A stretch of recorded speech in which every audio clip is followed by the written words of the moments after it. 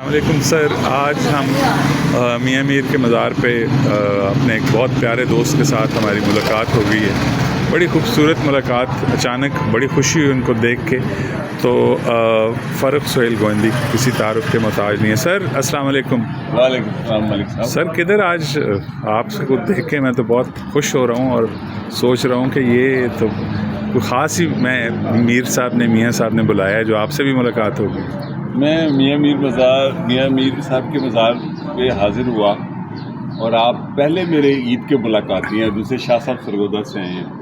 میاں میر میری one of the favourite place ہے لاہور. اچھا جی. روحانی والے سے بھی، اور اس کا جو ایمبیانس ہے بڑا خوبصورت ہے. تھوڑا سا جو ہے ولگر اربنائزیشن ہوئی ہے زگ زیگ. میں نے اس کو کھیتوں میں دیکھا ہوا ہے.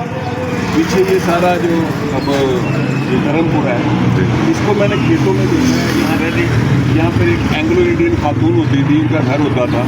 میری نانی کا گھر یہاں پیچھے تھا. تو ہم یہاں اپنے جب لاہور آیا کرتے تھے تو میرے ماموں اور میں بکرے چرانے کے لیے لاتے تھے یہاں عید کے دنوں میں. تو میاں میر ایک بڑی ہسٹوریکل پلیس ہے ان کی شخصیت کے حوالے سے بھی.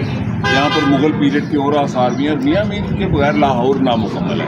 یہ پنجاب کی جو آپس میں بھائی چارے کا جو ہے مسلمانوں اور سکھوں میں ان کی بنیاد ہے.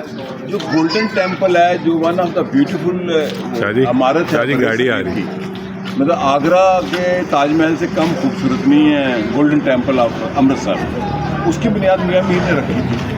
اور جب مغل امپائر آپس میں کلیش میں آئی تو مغل شہزادے یہیں آئے تھے مشورہ لینے میاں میر سے.